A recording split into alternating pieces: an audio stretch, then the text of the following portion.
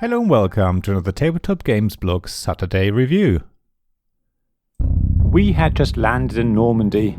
It was the summer of 1944, but it was relatively cold. We were thousands of miles from home and the landscape was unknown to us. Yet we had to push deeper into a country we didn't know in our goal to push the German forces out of France. There was regular machine gun fire and mortar bombardment. It was really scary. But we remained Undaunted, Normandy, by Trevor Benjamin and David Thompson from Osprey Games. As the introduction intimates, the game is set in the summer of 1944, shortly after the D-Day landings on the beaches of Normandy. The United States had already lost around 29,000, with a further 106,000 wounded or missing. The losses for the other Allied nations weren't much less. Germany lost 30,000 troops, with 80,000 wounded and 210,000 missing. It was a brutal battle and the largest naval, air and land operation in history, but it was only the beginning. The landings opened up a much needed second front against Germany. It took just under a year after the landings for Germany to surrender. As everyone knows, World War II saw an unbelievable amount of death, suffering and atrocities. The victory of the Allied forces over Germany put an end to the Nazis' final solution and led to the formation of the United Nations. The war saw tens of millions of people being killed, many of whom were civilians who died at the hands of Nazis who persecuted not only Jews but also many others. We must never forget the atrocities committed during and just before World War II by the Nazi apparatus. The game. In Undaunted Normandy, you either play as the United Nations or Germany. You play this game over a number of scenarios that represent different missions carried out by the US 30th Infantry Division. There are a number of double-sided square cardboard tiles that represent sections of terrain. They are set up in different combinations for each scenario. You also get 2 decks of cards, one for the US and one for Germany, and a large number of different cardboard tokens. These represent objectives, troops and other elements in the game. There are also 4 10-sided dice which you use during attacks, which makes this process a little more random. The main mechanisms in Undaunted Normandy are hand management and deck building. Every scenario starts with a different selection of cards based on the mission played. You divide these cards further into your deck and your supply. Like in any other deck building game you will have played, you shuffle your deck at the beginning of the game. Every round you then draw a number of cards into your hand, 4 in this case. You play these in any order you want on your turn and then discard them in your discard pile. Every card has a number of actions on them, and you choose one of them as you play the card. Some actions allow you to take cards out of your supply and add them to your discard pile. That's where the building card comes in. You can also remove useless cards called Fog of War cards in the game, with certain actions which allow you to thin out your deck. Most of the time though, you will want to scout the map and move your troops around, or you will choose to attack. You can only move onto tiles that you have scouted out, so you need to move your scout units first before you can move your other military units. However, the more tiles you scout, the more Fog of War cards you get. That represents the idea that your troops are now more spread out, and therefore communication is becoming more difficult. Attack is a matter of counting the terrain tiles between your unit and the target unit, then adding the defending unit's defense value and the cover value of the tile the defending unit is on. So a wooded area may offer a cover value of 3, while an open field has a value of 0. You then roll a number of dice depending on your unit and the type of attack you're carrying out. If at least one of the dice is equal to or higher than the defense value of the unit you're attacking, or if you have rolled at least 1 0, then your attack was successful. There are different types of attack as I mentioned. You can literally try to kill someone who can just lay down suppressive fire.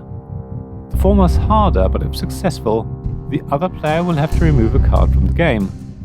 The latter is easier, but only slows down your opponent. Their unit is considered suppressed. That means when they're next used, they just become active again, but don't carry out any actions. It is amazing how different every scenario in Undaunted Normandy is. Depending on which side you play and what the current mission is, you may just want to lay down suppressive fire to slow down the opponent, while you slowly build up your own hand. If you time it right, you can then strike with full force when you're ready. In other missions, you just have to try and rush a win and hope for the best. There are also scenarios where you start out in the open. You quickly have to find cover before you can coordinate an attack. You really have to spend a little time at the beginning of each game evaluating the map and your objectives before deciding the best plan of action. Some scenarios look like they're heavily weighted towards one side rather than the other. It feels unfair. However, as you start playing, you realize that the perceived benefit isn't actually as big as you thought. With some clever maneuvering, you quickly outflank the other player and claim the objective points you need to win.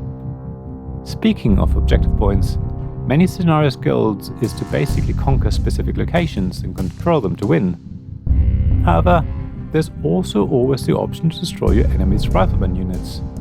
Winning that way is called pinning, because it's only the rifleman who can control a location. So if you can't control locations, you can never claim the objective points you need to win. It's something to bear in mind and can be the better option in some cases.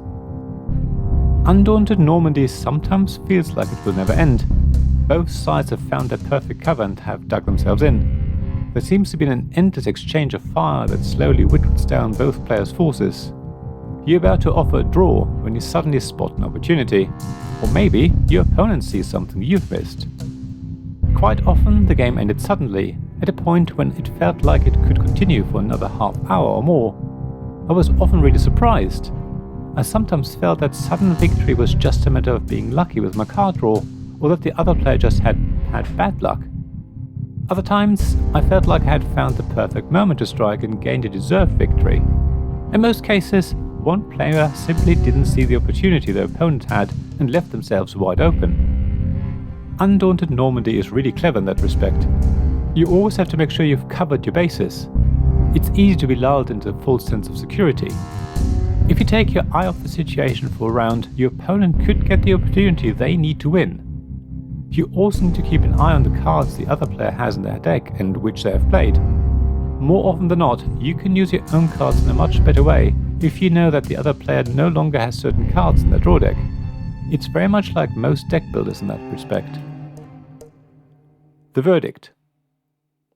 Placing a game against the backdrop of one of the bloodiest and most brutal wars in history is never easy. Focusing on a smaller section of World War II does make it a little easier. As the rulebook says, Undaunted Normandy is based heavily on the US Army Rifle Platoons of World War II, and more specifically on the actions of the US 30th Infantry Division in Normandy from 10th of June to 13th of August 1944. However, as players, you're still faced with reenacting the killing of people in the battle. That's not something that's easy to accept. Undaunted Normandy tries to remind players that there were real people in this war. The cards show names of soldiers, and I quote, to add to the sense that you are in command of real soldiers and not pure abstractions, as the rulebook points out.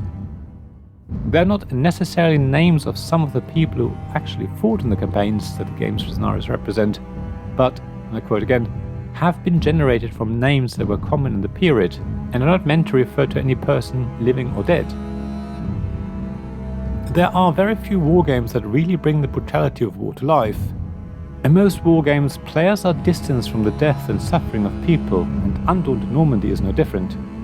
Removing cards from play or taking tokens off the board doesn't convey any sense of someone losing their life. At the same time, you do get a small sense of the panic and chaos that can reign on the battlefield. As the commander, you know exactly what you want to happen next. But when you draw your next hand of cards, you don't always get the option to execute your plan. It doesn't get any easier when more Fog of War cards are added to your deck, reducing your options even further. As you play, you do feel the helplessness that the commanders must have felt as they watched their troops being killed, without any hope of being able to help them. Of course, that is no replacement for feeling the actual horror of war. Undaunted Normandy's rulebook concurs by saying that the core mechanic of deck building is an obvious abstraction. And the core aim has always been to create a game that might emulate the experience of being in command of a platoon rather than its exact reality. Bearing all of this in mind, Undaunted Normandy does not convey the horrors of war, but as a tactical wargame is a great experience. It is almost like a traditional tabletop skirmish game, but in board game form. Other than counting tiles and adding cover values, there's no measuring or endless dice rolling. People who are familiar with deck building games will find it easy to learn Undaunted Normandy. There are a lot of facets that make this game attractive to a wider range of players. Tabletop skirmish players will enjoy it as much as fans of deck building games. Wargamers get a nice challenge and are able to imagine themselves as commanders in World War II. At the same time, the experience is really streamlined and requires just enough tactical thinking to keep you busy, without making the game feel drawn out. Setup can take a while, but the gameplay itself is really streamlined and turns are over pretty quickly. Every scenario takes about an hour to play, and in that relatively short amount of time, you will have a satisfying experience. The large number of scenarios also slowly introduce you to new mechanisms, so you can really learn the game as you play. I know there are now many games in the Undaunted series and more coming out soon, but I can confidently say that starting with Undaunted Normandy is a good option. If you like this game, then you want to try one of the others. Personally, I got my eye on Undaunted Stalingrad, which introduces even more mechanisms and concepts, creating more of a legacy game experience. Anyway, please give Undaunted Normandy a try and see where it takes you. Thank you for listening to this Tabletop Games Blog Saturday Review podcast. Please check the description below for links mentioned in this episode, as well as to the written version of this article on the blog. If you enjoyed this episode, please subscribe, give us some stars or leave a review. Please also tell your friends about me, and if you want to offer financial support, check out my Patreon and Ko-fi pages, links to which you'll find in the blog at tabletopgamesblog.com. So thank you again for listening, and I hope to see you again soon. This podcast was made possible by the generous help of my Patreon supporters. Royal Patrons Nicholas Higgins and Sean Newman. Magic Champion Zeb Hicks. Castle Guards David Miller and James Naylor. Dice Masters Alex Bardi, Paul Grogan and Robin Kay. And Shining Lights Gavin Jones, Sarah Reed, Richard Simpson and Tim Vernick.